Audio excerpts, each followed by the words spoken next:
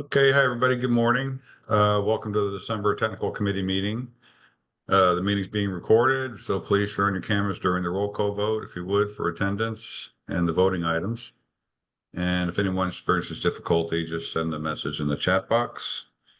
We'll be approving the November minutes today and going over the December agenda for the BRTB and recommending those items for approval, and then follow up at the end of our meeting today.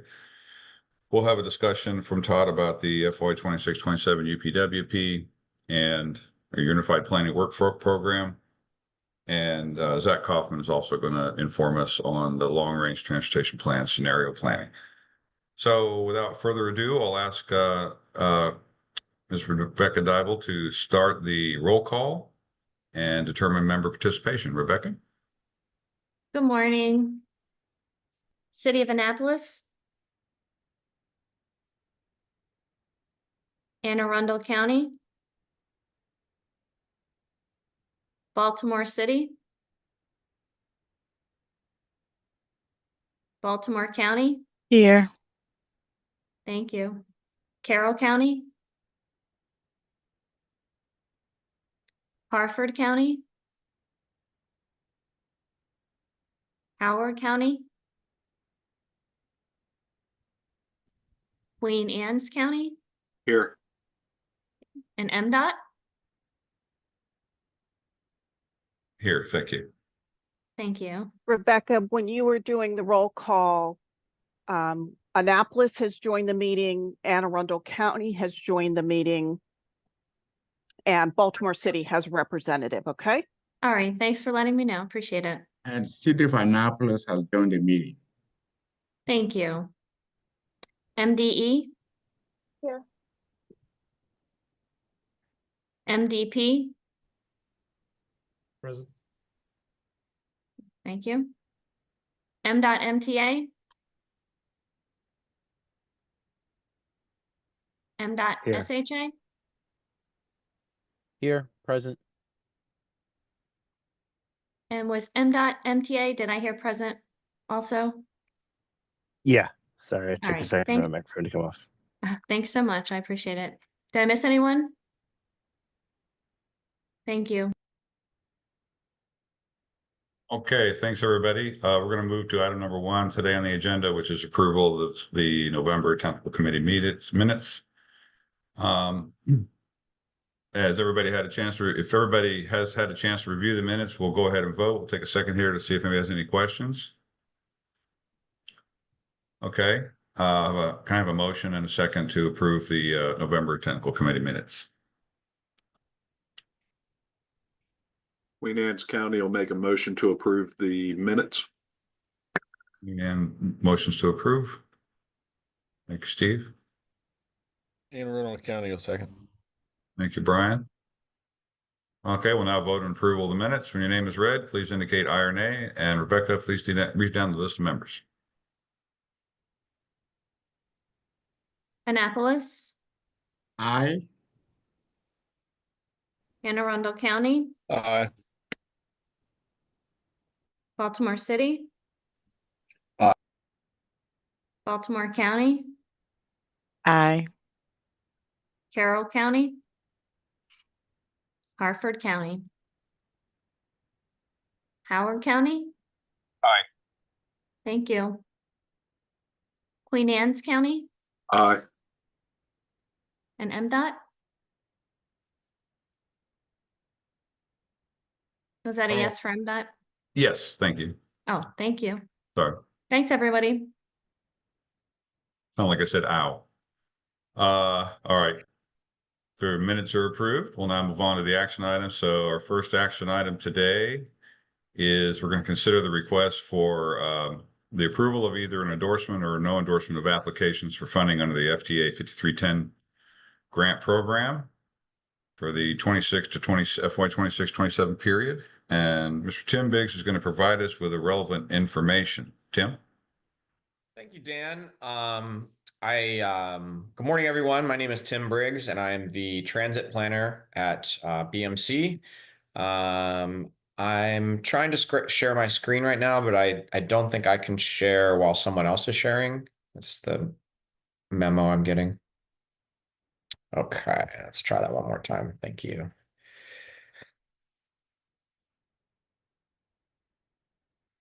All right, so the Section 5310 grant program is administered by the Federal Transit Administration.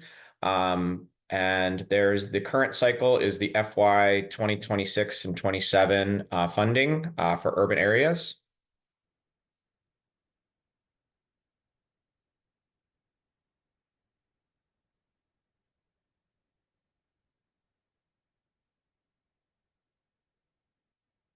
My first time using the Zoom. I'm need to advance my slide.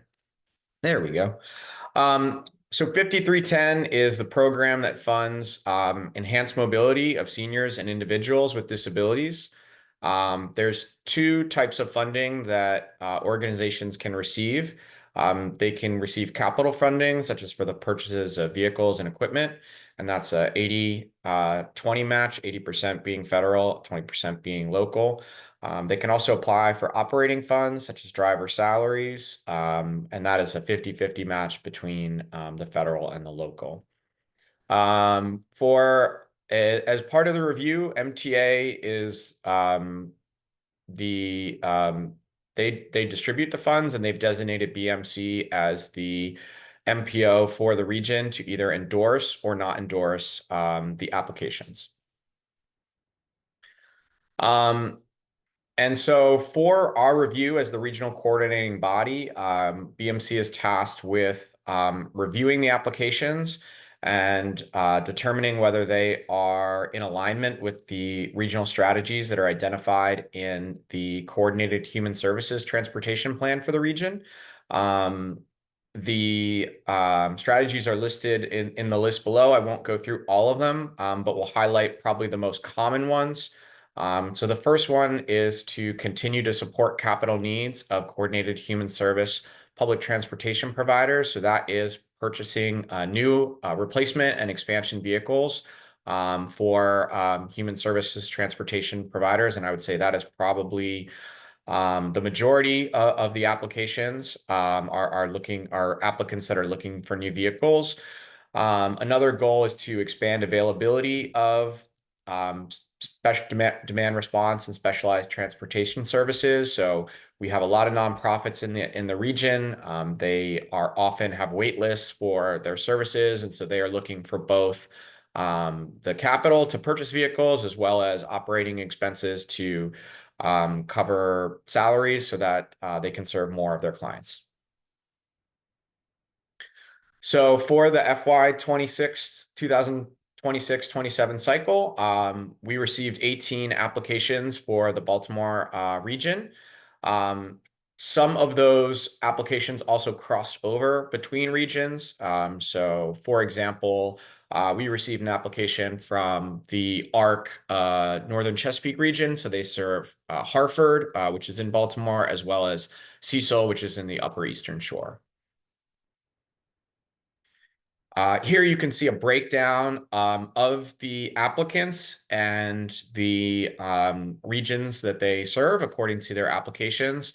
As you can see, fairly heavy concentration of service in Baltimore City and Baltimore County, but also many providers are distributed throughout the region, some focusing on a specific area, such as the ARC of Carroll County. Others are kind of crossing multiple counties and jurisdictions within the region in terms of their service area.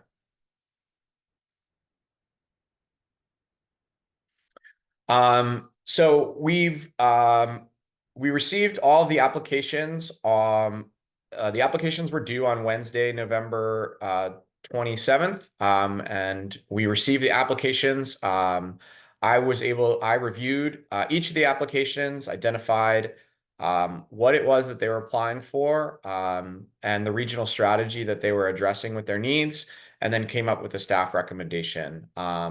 Since most of the applications are for vehicles or operating costs, and these are oftentimes applicants who have applied multiple times, they know the strategies and they're working within those goals. And so the staff recommendation is to endorse the applications for each of the folks that applied.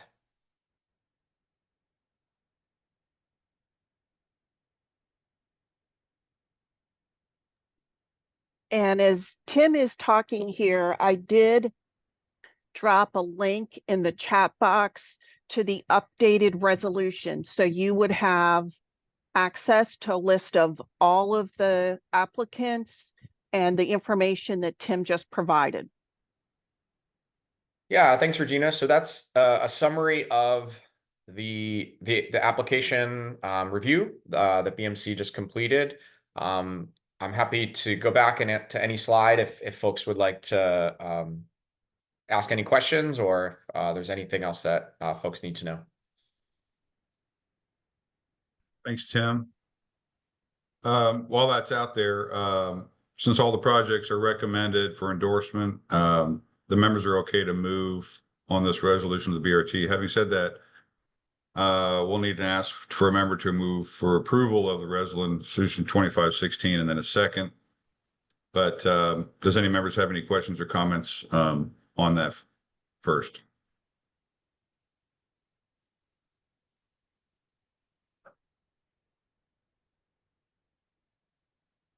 All right, we'll ask, we'll go ahead and ask now for members to motion for approval in a second. For approval. Okay, Annapolis motions for approval. Thank you, Quackwood.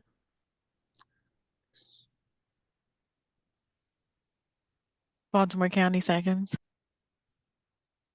Okay, now we'll ask, thank you very much, Angelica. So now we'll ask if anybody has any questions. Anybody on the technical committee?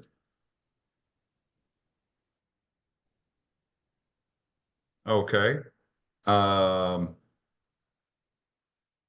now ask if any members of the public have any questions or comments on the resolution. If so, please indicate in the chat box. Don't see anything there. So we'll now vote on the resolution. When your name is read, say aye or nay. Thank you, Rebecca. Annapolis? Annapolis? He's froze. you. Yeah. That's Anne a yes. Arundel County? Aye. Baltimore City? Aye. Baltimore County? Aye. Carroll County? Harford County? Howard County? Aye. Thank you. Queen Anne's Aye. and MDOT? Aye. Thanks, everyone. Thank you, Rebecca. Okay, resolution's passed. Okay, move on to action item number 3 today, which is resolution 2517. We'll now be briefed on this resolution. This involves request from the Maryland Transportation Authority to amend the TIP for a breakout project. And I think Carl Chamberlain is here to talk a little bit about this. So it may be an introduction. All set down? All right, you're good to go. All right, thanks, guys. My name's Carl Chamberlain. I'm the Deputy Director of Planning and Program Development, Maryland Transportation Authority. We're here today to talk about amending the TIP and adding a project, which is the I-95 JFK Memorial Highway I-695 ramps. So the background here is that this project was originally planned and designed and went through the NEPA process back before, like when we were doing the original planning and design for what we call Section 100 of the Express Toll Lane project. That is the section of the Express Toll Lanes that go up to Maryland 43, which is basically the version details that are in operation right now. So we haven't opened up the next section quite yet, which is Section 200, which is the section that's been under construction recently. So as part of that original Section 100 design, we had again designed the ramps from 695 to be part of the ETL system, but at that time, and this was before my time at MDTA, but I'm assuming it was probably for budgetary reasons, they pulled the 695 ramps out of that project but continued ahead with the express toll lanes up to Maryland 43. During section 200, the work for that project, we made a decision and an announcement. I think we made the announcement about 2 years ago, back when Jim Ports was our executive director, to add these 695 ramps connecting 695 to the express toll lanes back into the project. And we've been moving ahead with that project. And now that we are getting, closer to implementation, we wanted to make sure we had this project also listed in the tip. We actually have to go back and do a reevaluation on the original NEPA document to just update the impacts, from the original design to today. And since this project it's all part of the ETL program, but it's sort of geographically separated from the section 200 section that we're currently working on. And again, it was under a separate NEPA document. So we just decided to create a separate tip sheet just for the 695 branch project. And so that's why we're, bringing it to you today to try to get it included in the tip. Again, pretty straightforward. It is at grade and flyover ramps from both the I-695 westbound and eastbound northbound ETL facility. Provides ETL connections from I-695 to over 12 miles of northbound ETLs. And it will be open, it's planned to be open in the fall of 2027, which will also coincide with the opening of the next section of the ETL program. So right now we're working on the section that goes up to Maryland 152. And pretty soon we're going to start working on the section above that goes up to Maryland, just north of Maryland 24. Both the Maryland 24 section and this section will be planned to open in fall of 2027. So again, the quick summary of the project, that's what we're looking to add. And again, I'm happy to take any questions that anybody may have.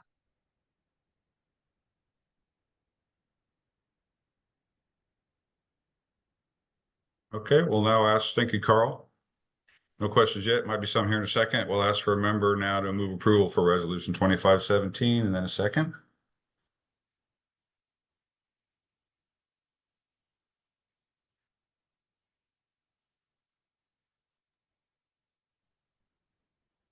Queen Anne's County will move for approval.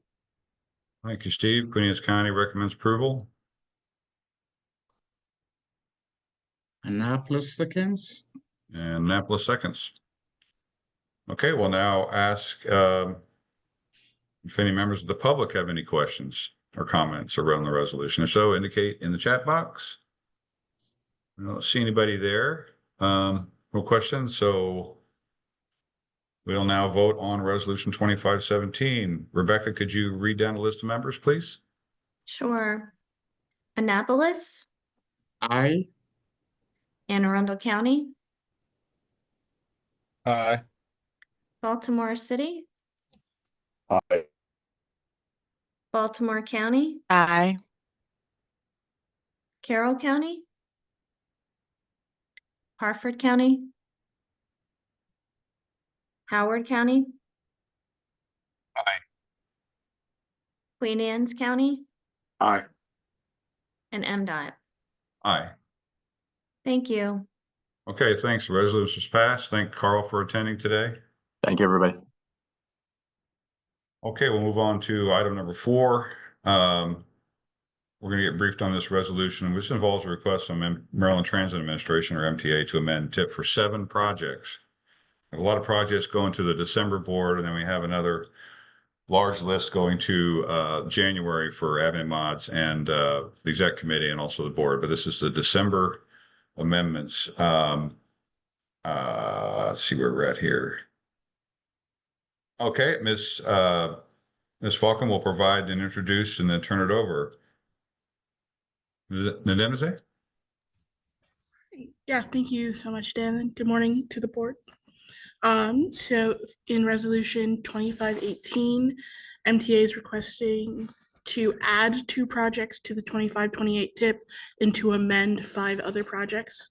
So the first project they're recommending to add is the Kirk Bus Facility project.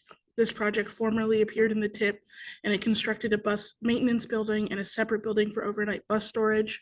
Adding it back into the 2528 TIP will allow funds to reflect the correct year of obligation. The second project to add is the low floor light rail project. This is a new project that will replace the fleet of aged light rail vehicles and provide significant improvements to two maintenance facilities along with other improvements. The Metro and Light Rail Rolling Stock Overhaul and Replacement Project performs mid-life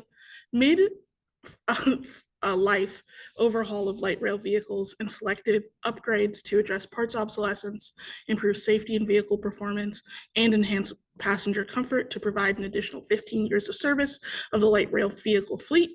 This amendment will shift funds to reflect the correct year of obligation. The Metro and Light Rail System Preservation and Improvement Project rehabilitates light rail and metro facilities, track equipment, and under other fundamental infrastructure. This amendment will shift funds to reflect the correct year of obligation. The Small Urban Transit Systems Capital Assistance Project assists the small urban transit systems in the region to purchase vehicles, equipment, and facilities. This amendment adds funds for procurement and revises the project description to include Baltimore County and Baltimore City in the list of urban transit systems. The Bus and Rail Preventive Maintenance Project provides preventive maintenance to the buses, light rail, and metro system to improve safety, reliability, and passenger comfort. This amendment will shift previously awarded grant funds to reflect the correct year of obligation. And finally, the Martin Airport All Stations Accessibility Program project will develop a plan for the future renovation of the Martin Airport Station on the Penn commuter rail line to make it safer and fully accessible. This amendment adds funds to reflect the correct year of obligation. For all of these projects, Ms. Jamie Richardson from MTA will present the details. Thank you for that intro. My name is Jamie Richardson, Manager of Baltimore Regional Planning at MTA, and I'll just give a bit more background about our projects where we're amending our TIP. To go to the next slide.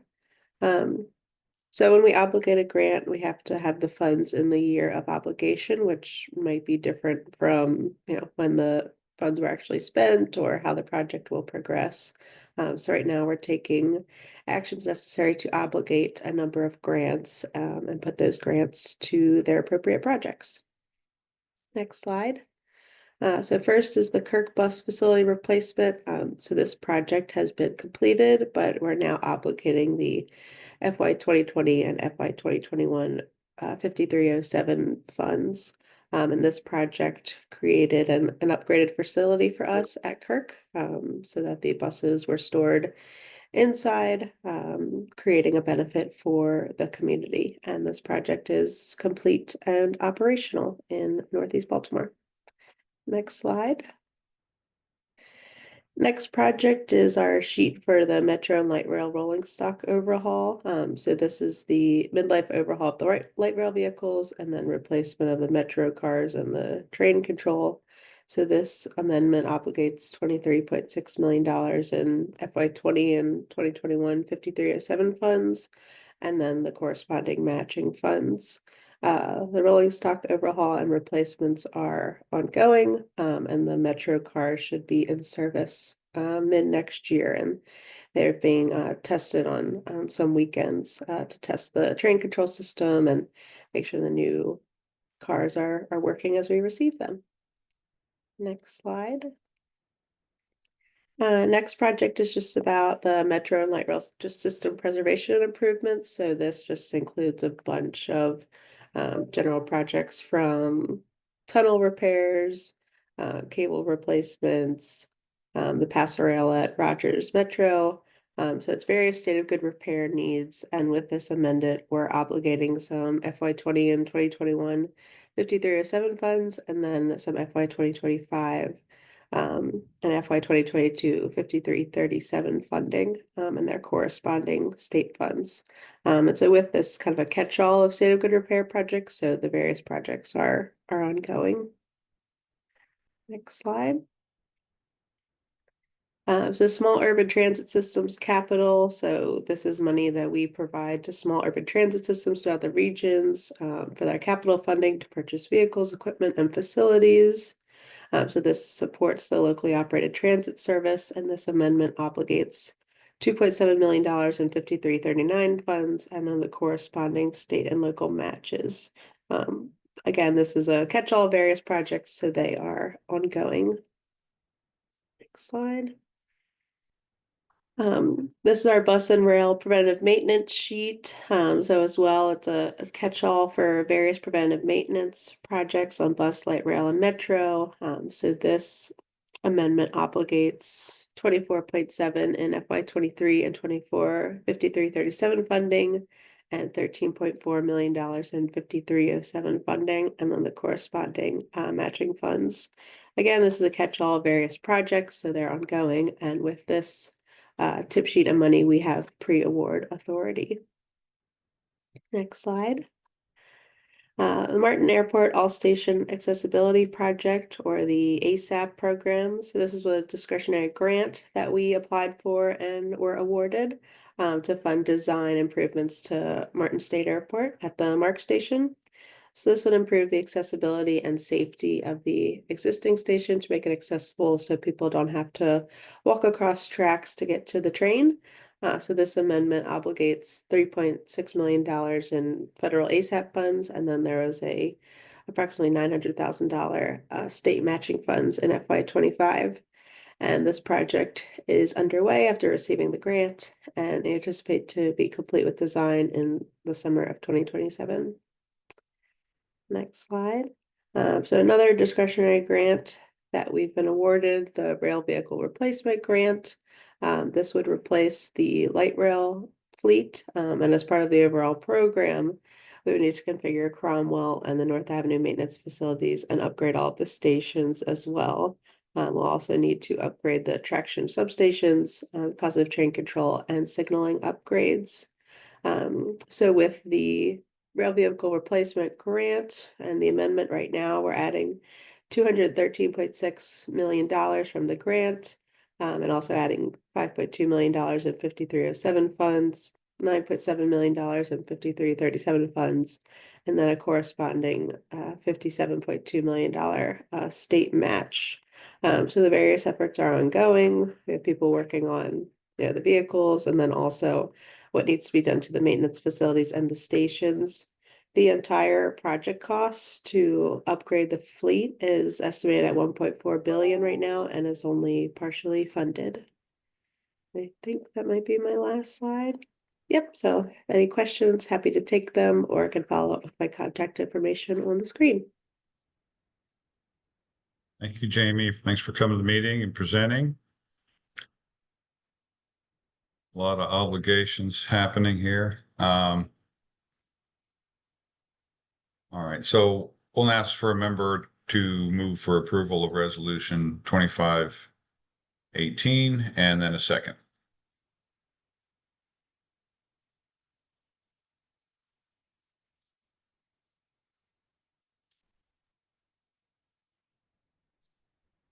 Annapolis moves for approval.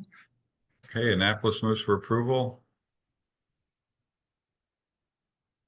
And we have a second. Don't be shy. And Queen Anne's County will second. Steve, thank you very much. Queen Anne County second. Okay, now it's a chance for questions. Anybody have any questions for Jamie? Anybody else at MTA?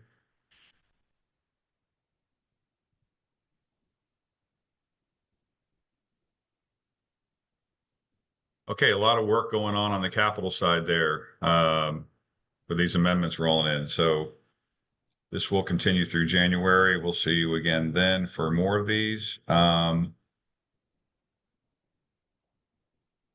right, so we'll now ask if any members of the public have any questions, and I don't see anybody in the chat box. Does anybody from the public have any questions?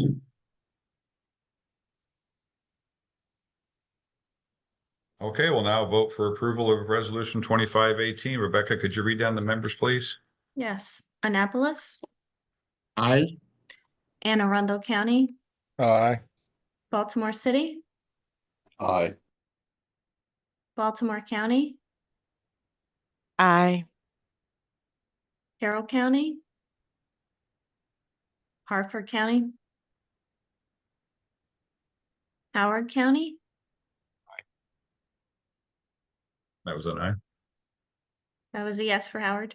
Yep. Thank you. Queen Anne's County, Aye. and MDOT. Aye. Thank you. Thank you. Thank you, Rebecca. Okay, so resolution is passed, and we're going to move on to item number 5 now, which is a presentation on electric vehicle community charging hubs for multi-unit dwellings.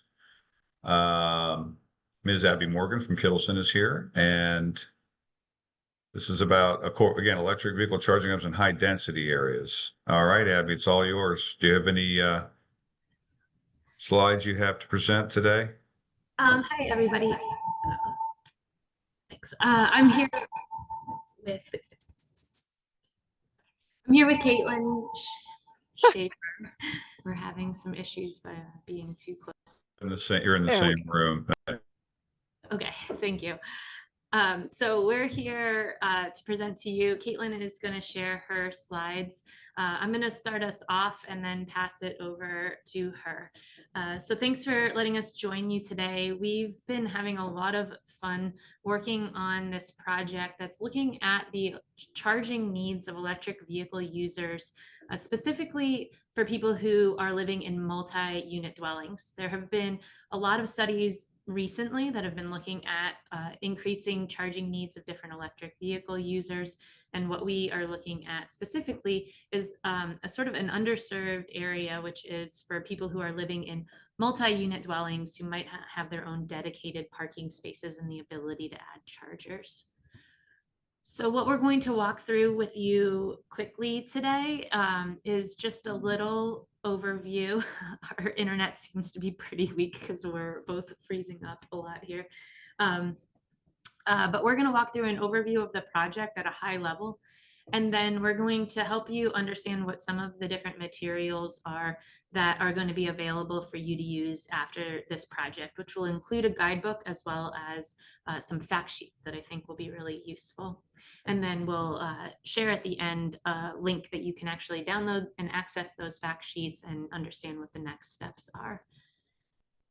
So first, I'd like to introduce our study team. This project was sponsored by the BRTB and was managed by Baltimore Metropolitan Council. So thank you very much to Regina and Anna for helping to guide our project throughout over the past year.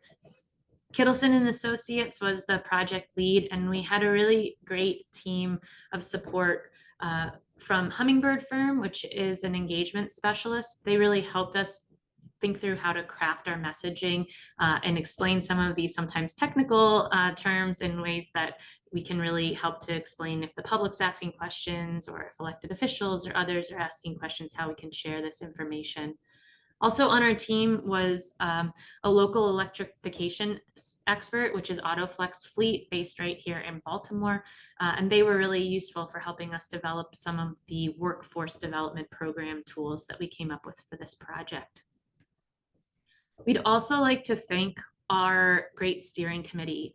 We had really excellent representation throughout the project from all 6 counties, as well as Baltimore City. We even had the Resilience Authority of Annapolis and Anne Arundel. We had Maryland Department of Transportation join us and help bring state perspectives and what's happening at the state level. And then we also had the Maryland Department of the Environment.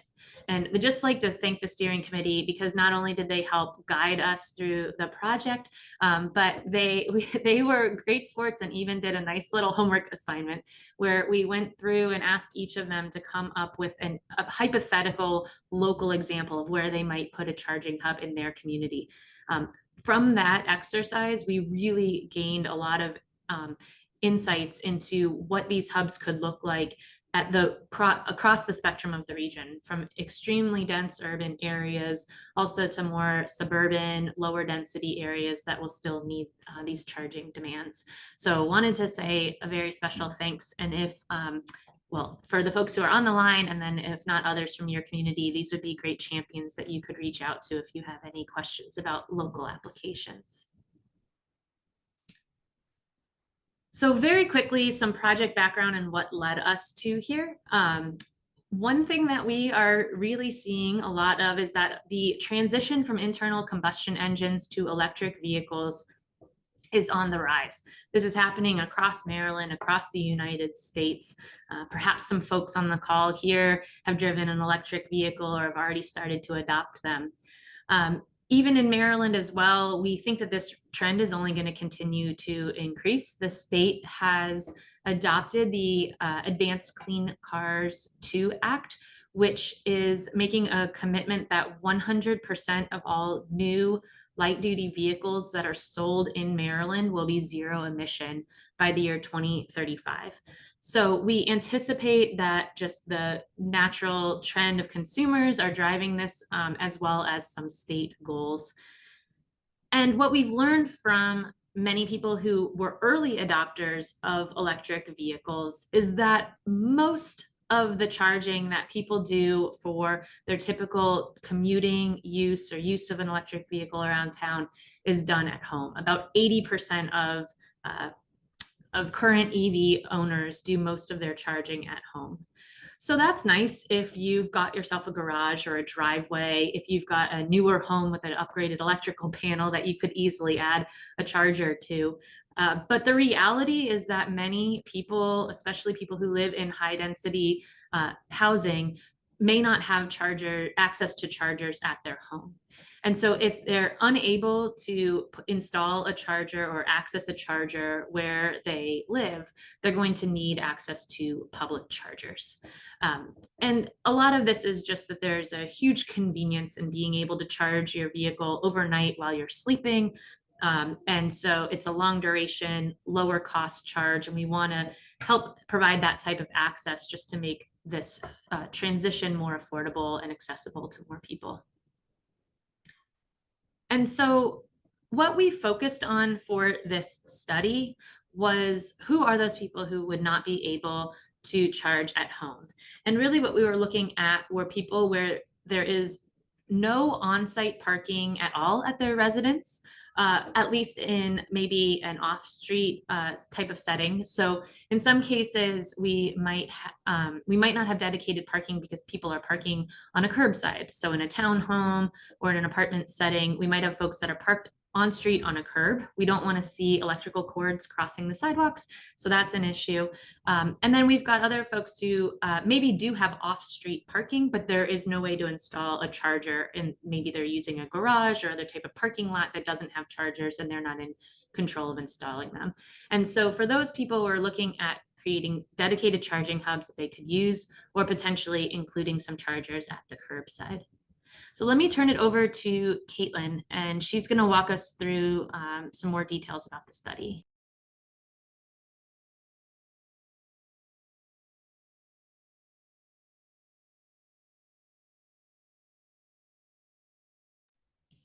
Hi, everyone. Sorry. So I can talk through kind of our project overview and then the materials we produce, because we're coming up towards the end of this project. But our main goal with working with BMC and the steering committee was to develop a plan to provide EV charging opportunities for residents in the high density residential areas like Abby just talked about across the Baltimore region. And what we were working towards through the course of this project was developing recommendations on how to implement EV chargers in an effective way, and also create some materials that can be useful in different types of settings. So we developed a series of fact sheets that can be shared with different audiences that communicate the importance of electric vehicle charging, and also where the funding is coming from, how to implement projects, as well as specifically about these community charging hubs that I'll talk a little bit more about.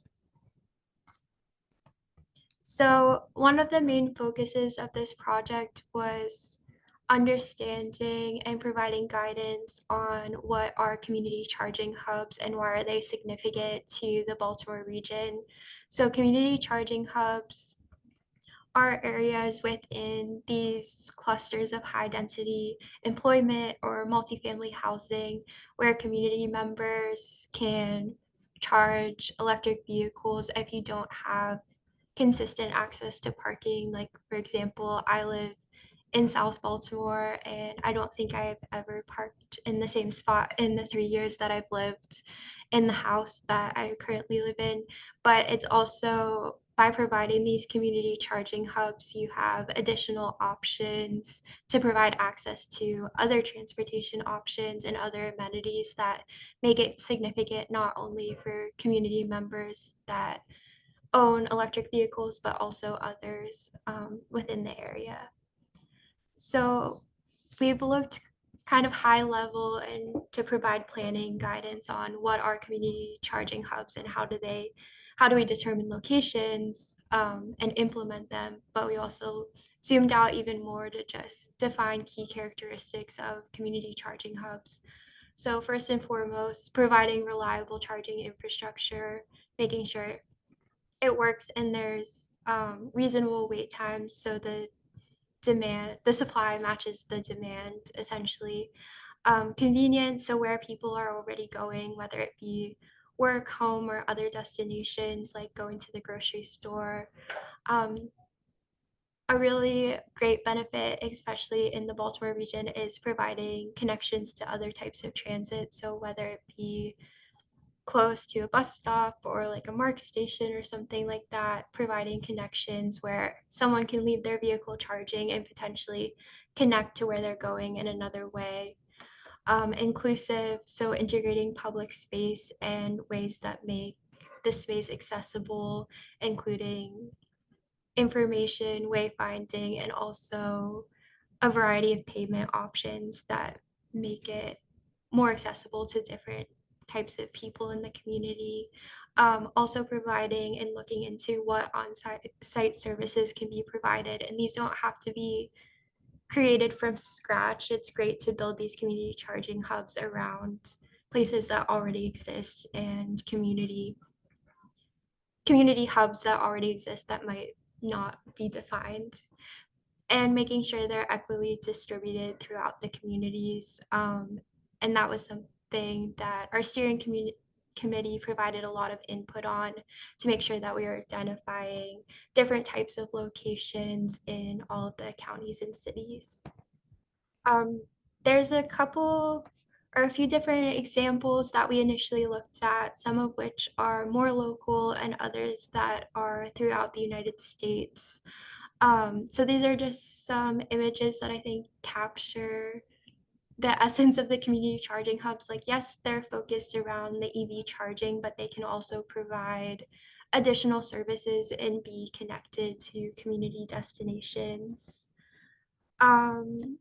We look specifically at providing detailed guidance for the Baltimore region, but there's a few national publications that already exist mostly from the Joint Office of Energy and Transportation, but some other publications that we can share, or they're all available free online, that provide some of this guidance already that we looked at when we started this project. There's also local planning documents. So from other MPOs or DOTs, there's been several community charging hub examples implemented around the US, and we looked at what they had already created or what their hubs looked like in other parts of the country. So from this review of the existing guidance, what examples were available, we were able to create the fact sheets that I had mentioned previously that are available online currently to share with lots of different audiences about different topics pertaining to EV charging.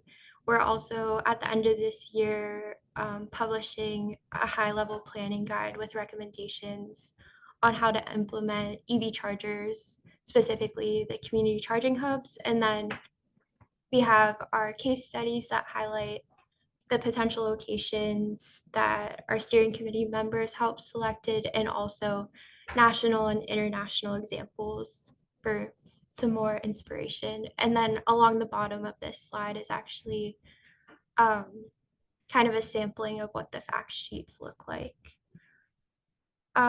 So there's the series of fact sheets includes 5 topics. So the first one is Electric Vehicles 101, that just goes over the basics of the rise of electric vehicles, why they're important, and what kinds of like charging and infrastructure is required for EVs. The second one is the community charging hubs, which goes over the characteristics, examples, as well as selection criteria of where it might be worthwhile to look into adding these hubs. Preparing for the next grant cycle is focused on working towards developing grants that could fund the installation or implementation of these community charging hubs. Workforce development opportunities was one that was really exciting to bring our sub AutoFlex in on to connect with local partners of like what kind of jobs come from these EV charging opportunities. And it's not just like the equipment installation, there's a lot of different maintenance and background jobs that are great when thinking through where you want to add them and what the economic benefit of adding EV chargers is. And then finally, we have kind of a bonus fact sheet that just goes through all of the Maryland specific and local incentives. If you have community members or people you work with that might be interested in EVs or sharing more information about EVs. So the fact sheets are really meant to be shared in lots of different settings. So whether it be engaging with community members about the benefits, discussing the types of EV chargers and locations where the different types of chargers might be most effective. You can also use this in the workplace. So providing links or best practice documentations for planning, siting, and design. As well as sharing about funding opportunities, EV related jobs, and equitable workforce development. So they're available online, and if you access the online version, there's hyperlinks in them that connect to like all of these resources or case studies.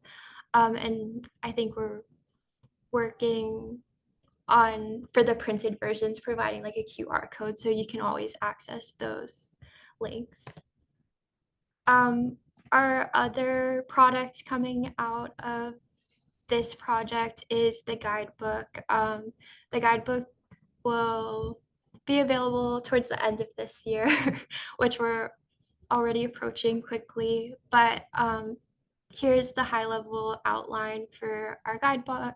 It basically talks through all of the different topic areas that Abby and I just went through and provides guidance and case studies and next steps. There's also 3 appendices that are intended to be hopefully shareable, just like the fact sheets. So case studies, if you're looking just for examples of where EV charging has been implemented or where community charging has been located, budgeting and funding, and then the funding and procurement options for community charging hubs. And the guidebook will be included all together, but it's intended like reference the sections as needed depending on the part of the process you're within. A big chunk of the guidance document is the planning toolbox, which walks through all of these steps from engagement of stakeholders through operating and maintenance of the hub, as well as workforce development, and provides planning level guidance within each of those steps, as well as examples. Here are just some snippings of different case studies examples. So everything within the guide and in the fact sheet is hyperlinked. So if you want to learn about things in more detail or send the link to someone, they're available within the guide. And then for our last side, we're hoping that you all, if this is a topic of interest, you download and share the fact sheets. You can use this QR code or we can share the link. And then later this year, you can look out for the actual guidance document, and Anna and Regina are also available if you have any questions or comments or would like to, I guess, learn more. So thank you. All right, thank you, Abby and Caitlin. Since this is our project, I'm sure there's some interest in this. I don't know how many questions you'll get today, but I'm hoping that folks will refer to this and maybe get back with some questions. There's probably going to be a lot happening in the next decade, so. Dan, if I can, one of the partners to Kittleson was Autoflex, and Luis, are you here? Can you turn on your camera? Luis is also from Baltimore. He's from the Catonsville area, and it was kind of bittersweet. It was great working with him. He also knew Bala Akundi and was a neighbor of his. So it was a very interesting time meeting up with somebody that I'd met from the neighborhood, but is now working around workforce development and training, especially with veterans. So Luis, I think you're still online. If you're there, feel free to say hi. Yeah, thank you very much, Regina. Yeah, I just put on my camera and really enjoyed the presentation from Caitlin and Abby. And yeah, we were very glad to participate in this project and support it. We are a local company, MDOT certified veteran company, and we've got many years of experience and past performance with fleet electrification and installation of charging stations. So we are available to support your members and offer our services. We also were just awarded the state of Maryland DGS contract for electric vehicle charging stations and services. Thank you. Great. Thank you, Luis. So if anybody has questions, Abby and Caitlin are still with us. Anna's here, or please reach out to us and we're happy to work with you, or reach out to your steering committee member. And Regina, All right. before we Go ahead. jump off, I just wanted to add one more thing that about Luis's partnership, but he does work with VetWorks, which is a veteran workforce development training program right in Baltimore City. And so that was a lot of the information that we were getting. They actually do have an EV charging training, charger installation training and maintenance program at VetWorks. And so you'll be able to see in the fact sheet and in the guide, we really do want to bring these jobs to the region. That not only is an economic driver, but what we've learned from other communities across the country, if a charger breaks and they have to fly somebody in across the country to fix it, it's going to be out for a while. And so if we can create a workforce locally, I think that will only strengthen this industry across the region. So really glad we had Luis on the team, and you've got an excellent local contact when you want to learn more. So thank you. Great. Thank you. Yeah, we've developed curriculum for electric vehicle technicians and EV charging technicians as well, and have a workforce development program for the veteran community and disadvantaged community in Baltimore. So appreciate that. Great. Thank you. Okay. Thanks, guys. So one of the things I'd like to know, this is our project, right? We recommended we endorse this for the UPWP, and I wondered if any of the members are willing to raise their hand. Does anybody know on their staff if they have begun the process of looking for someone to get trained, or actually have folks that are trained? And I would say EV charging equipment. Does anybody know? I mean, because I don't know at MDOT who it is, so I can't. So I'll start off and say I don't know. But I can tell you that I know that the Maryland Transit Administration has some folks that know a lot about this. But does anybody else have any questions, or I'm asking, answer my question if anybody knows they have anybody. Now, Queen Anne's County, I don't know if we do. We have a couple EV vehicles in our fleet, and our shop is learning, you know, but I will say that as a member of the steering committee, I think the fact sheets that were put together were done really well, and they're easy to read. They're easy to look at. They're one pagers front and back, and they have a lot of information in them. So I hope everybody, kind of takes a look at them, forwards them, and, kind of thinks about a plan on how to get them out and distribute them. Because they really do have a lot of information and makes it really easy, including the resources for workforce development. So. And I'm guessing that the counties, cities probably have folks in their, inspections departments, their electrical inspectors and others who are probably pretty aware of how this technology works, especially in terms of connections and things like that. But anyway, just something to think about. All right, thanks, guys. Thanks for your presentation. I don't see any questions from the public. We'll throw it out there. If anybody is here from the public attending would like to say anything or ask a question. I'd like to add that the Greater Washington Clean Cities Coalition, part of the Department of Energy's Clean Energy Program, is working with the Maryland Energy Administration on outreach efforts in the Baltimore region. Actually going to be opening up an office and having events and training type events as well, and webinars. So just wanted to share that information and hope that that you folks support the Clean Cities program as well. Thank you. All right, thanks, Luis. Okay, thanks for the information and the presentation. So we'll move on to some UPWP updates. Todd is going to present potential UPWP focus areas for 2026. Good morning, everyone. This is a regular standing item at the technical committee during the winter months.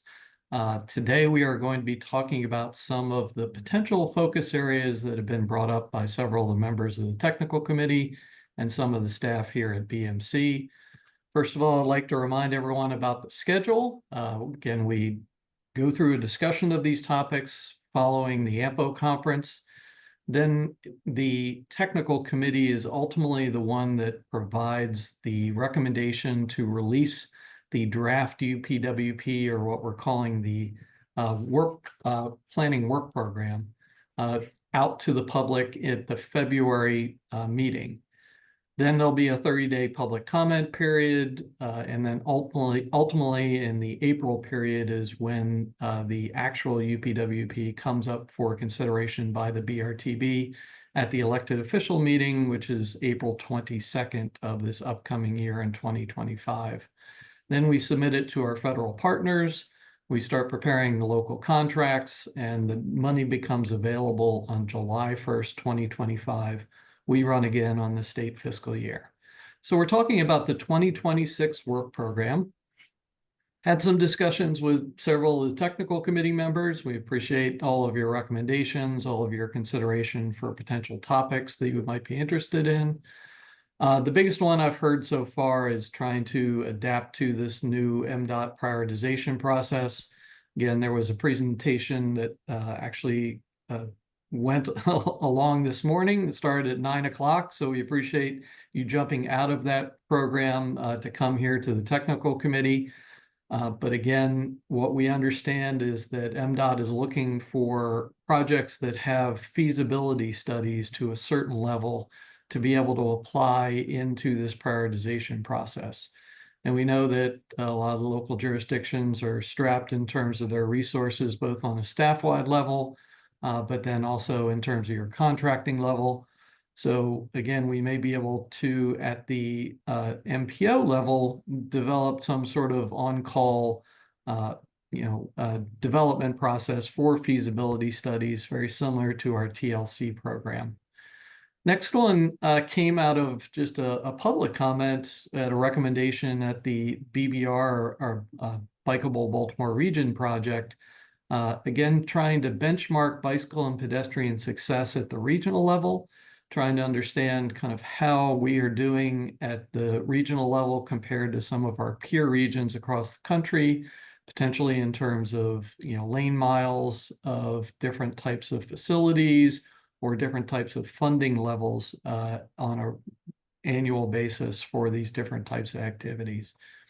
Another item that came out of the AMPO conference, which there was some interest in, is the transportation project management training. Again, everyone is hiring new staff that don't necessarily come out of schools where they learn the full project management program for delivering transportation projects. There's interesting, kind of examples from the Florida area where they've actually, and also from the Hawaii level, where people are going to go through project management training, kind of understand all the different steps to get a project through. And again, we might be able to kind of standardize this system. Another area of interest from some of the local jurisdictions was updating their local bicycle and pedestrian plans following the Vision for a Better Bicycle Program, or the BBR, Bikeable Baltimore Region project. Another one that came from technical committee members. There were several vendors that were actually showing crash reduction and speed monitoring software at the AMPO conference. Again, we might be able to explore those different ones and potentially do some type of cooperative purchase for this different type of data. There were some recommendations coming out of our modeling group. We have a great travel demand model. There's a lot of information in it. Potentially, we could be doing things like a model results summary, where we make things like VMT and other type of information available to our local jurisdictions on a regular basis, provide a data dictionary, and potentially do an update to our freight model that was last updated several years ago. On the transit side, some of our staff have looked at some of the private providers. These are things like the College Town shuttles. There's a lot of other types of private providers that work in providing different types of transit service in our region, and we don't necessarily understand all of their route systems and how they interact with some of our public systems. Another one that we've been talking about for several years is a fare collection collaboration between MTA and the lot systems. So we're going to reach out to MTA to see whether or not there's a possibility for a better kind of collaborative program in terms of the systems that are utilized for fare collection. Working with the congestion management team, there's been a lot of interest in the Francis Scott Key Bridge, potentially some of the studies that are out there right now, and potentially expanding upon those and making them a little bit more regular, and working with our local jurisdictions to get information for them. Also, before and after studies, and then potentially some TSMO studies that used to be done by State Highway Administration. Those have been scaled back a little bit, and maybe the MPO might be able to pick up on some of those. And then there's a lot of interest in the continuation of funding for some of the existing programs that are out there. The Transportation Land Use Connection Grants program, we think, is very successful, and there's a lot of interest in additional projects throughout the region. Our teaming up with TAM, the Transportation Association of Maryland, for lot skills and technology support, basically a lot of their training programs. We think that's a great partnership, and our federal certification review also highlighted that area. And then the expansion of our Transportation Planning Institute, again, trying to make sure that you get training opportunities for your staff in a lot of the different transportation planning arena. So again, what we're asking the technical committee to do is to kind of look at these as potential projects that would come into the UPWP. At the January meeting, we as staff are going to try to map out what a potential focus area program would look like. But we do need feedback from you. Please, if there are areas of interest within these different types of projects, please reach out to me, let me know. If you see ones or if you know of ones that are not listed on here, please also let me know. I can say we've had a lot of interest in pedestrian bicycle overpasses in terms of feasibility studies. I've heard that from several different jurisdictions, and one in terms of actually trying to remove an existing overpass. So that's another potential area that we might work with. But again, please reach out to me. Let us know which ones of these topics you think are most important. We're going to try to bring some information to you at the January meeting. I can also say there was interest in the potential for a retreat. We did that several years ago. I've heard that people like that, and we're trying to look for potential locations and potential dates for a retreat to get everyone together again, make sure that the connections are good at the regional level. With that, I will turn it back to the chair and just see if you'd like to moderate in case there's any questions or comments. Okay, thanks, Todd. It's a lot to chew on. A lot of projects there. When are we going to circle back in January again? Correct. Staff is going to put together in January a draft program, and then the technical committee ultimately adopts that as a draft program at their February meeting. So we have 2 more meetings. January, we're going to present a draft to you. In February, the technical committee will ultimately make the recommendation. So you're receiving most of your comments just via one-on-one communication with technical committee members? Yes, either phone calls, emails, or texts are fine. Thanks. All right, so it's important for everybody to look at that list, get your vote in. You know, it might help to send in your top 5 or something so that gives staff an idea of the group that's most important to you. We Or could however you want to certainly answer it. send out a survey if you think it would make things a little bit easier, Mr. Chair. I'll leave that up to the technical committee members. Anybody have any opinion on that, on how best way to move forward? We got a lot to choose from this year. But as usual, a number of these, probably more than half, will end up on the final plan. So Okay, we'll work with the chair and try to come up with a way to get some sort of coordinated feedback. That'd be great. Thank you so much. okay, thanks, Todd. Okay, I don't see any other questions, so we're going to close the meeting, but we're going to have Zach Kaufman present on the long-range transportation plan update and scenario planning. Zach, you there?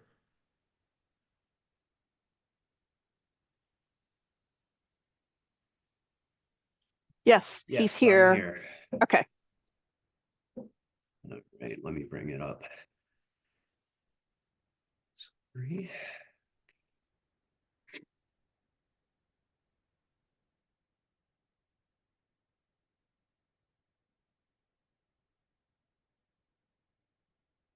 All right. I'm on my last slide, not my first. All right. Thanks, Dan. Yes, I'd like to present an update on our scenario planning project in support of the upcoming LRTP, upcoming being 2027, but there's a lot of work to do between now and then. So this project, as a reminder, you've seen this a few times, but is seeking to identify strategies and policies that work well under multiple scenarios to inform the 2027 LRTP. And so we'll be exploring the potential impacts of on certain future conditions related to a variety of categories. These categories include investments, policy decisions, socioeconomic changes, housing, technology, environmental impacts. So we're trying to bring a lot of exploration of uncertainty into this project. Ultimately, we're also seeking to analyze impacts on equity emphasis areas in the Baltimore region. So seeing how impacts on these regions might differ from the region at large, and identify some scenarios that work well for those areas of the region in particular. So I wanted to summarize the analytical framework that we're utilizing. This is a sample analytical framework using Vision Eval. So Vision Eval is a modeling tool that we've selected. It's an open source pooled fund tool from FHWA, originally developed for the Oregon Department of Transportation. And what it does is it's really ideal for running hundreds or even thousands, we won't be doing that many, of different combinations of variables in a way that activity-based models like our travel demand model can't do. So in this sample analytical framework, these aren't the scenarios we've chosen, but this is a sample from another MPO. There are 6 categories that they're looking at: land use and community design, bike and transit, demand management, pricing, equity, commercial vehicles. And they have a reference scenario in their model, and then they have a variety of levels of change. You can play with variables in land use and community design. You can play with investment levels of bike and transit. You can play with demand management and pricing policies. So you get the idea. And so you can, with Vision Eval, run models of every iteration of these. So there are 2 levels for land use and community design, 3 for bike and transit, 3, 4, 3, 2. So you see how that quickly multiplies out to hundreds of scenarios. And what you get then is a distribution of impacts for VMT, for carbon emissions, for fuel usage, for mode share, for lots of things that we care about. And through that Vision Eval modeling process, we can identify promising scenarios that work well and then run a limited number of scenarios with a more detailed travel demand model insight. And we can also factor in some off-model inputs such as climate resilience layers and equity indicators. So that's kind of the overall modeling framework for this project. All right, progress so far. We awarded a contract to ICF.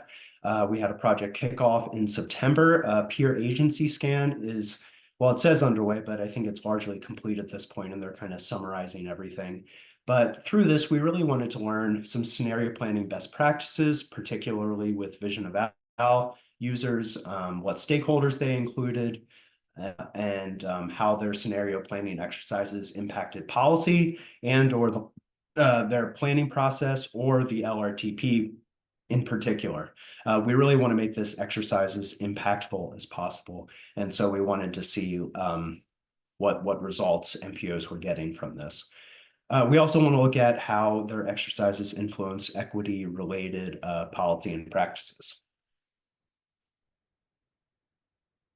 So we've selected a number of peer agencies: Anchorage, Atlanta, Boston, Chittenden County in Vermont, DVRPC, Durham Chapel Hill, Houston Galveston, Minnesota DOT, and Virginia DOT. So you might be scratching your head at a couple of those. Some are quite small, but we also selected for some Vision Eval users that had impactful results. And so that's why you see some things like Anchorage and Chittenden County in Vermont. Vision Eval use is growing across the country, but there are it's not as widespread as some other tools. So continued progress has been made with a survey. We launched a What If branded survey. That's kind of how we're characterizing the project, thinking about what if for the future. It was launched on November 19th and runs through this Sunday, December 8th. It's intended to gather input on kind of the broad scenario categories we've identified, potential variables within those categories. So, for example, within transportation investments, do we expand transit? Do we expand bike ped? Do we expand roadway investments? Do we invest in roadway TDM? Do we focus on maintaining the existing infrastructure? So the survey allows users to kind of prioritize some options within each category. And then how should we measure outcomes in terms of some of our regional goals like access, mobility, safety, environmental conservation, and economic prosperity. We've gotten a lot of traction so far, 498 participants as of this morning when I checked our engagement hub. But please, we encourage you all to share this widely, share this with other folks in your office, with other folks in county government.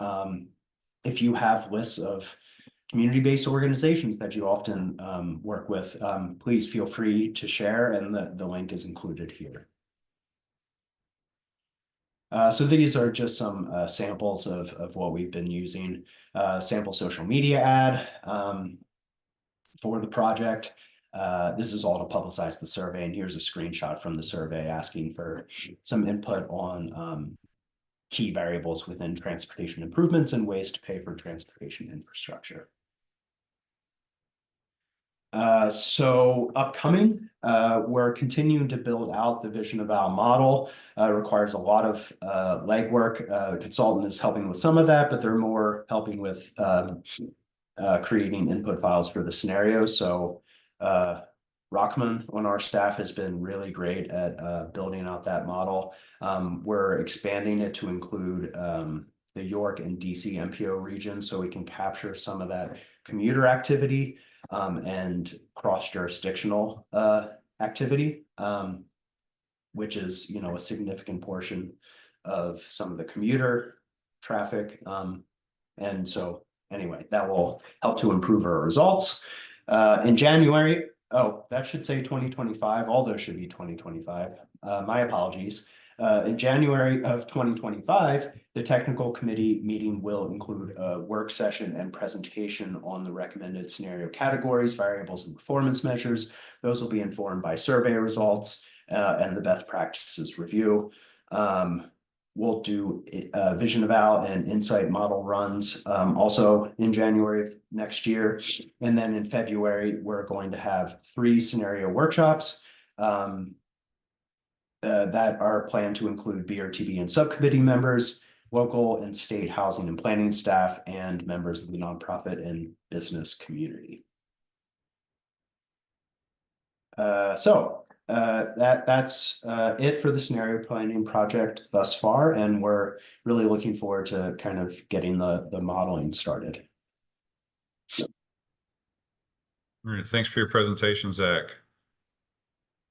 Does anybody have any questions for Zach about the vision eval and the runs they're going to be making in January?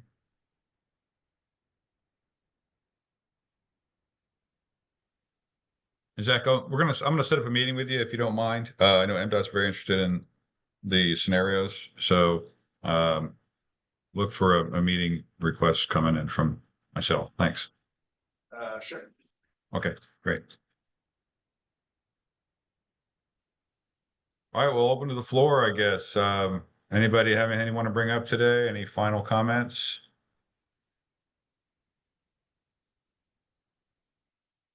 I'll start off. The next technical committee meeting will be on Tuesday, January 7th in person.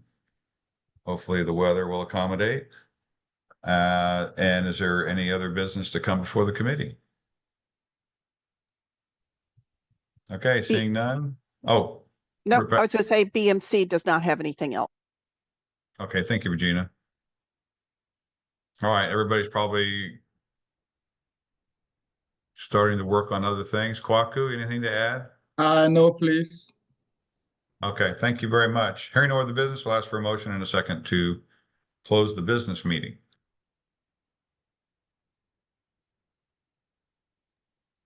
Anne Arundel County make a motion.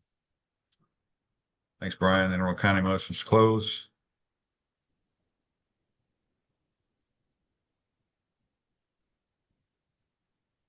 Baltimore County seconds. Thank you, Angelica. Okay, guys, have a good week. Thank you very much. Thank you. Bye.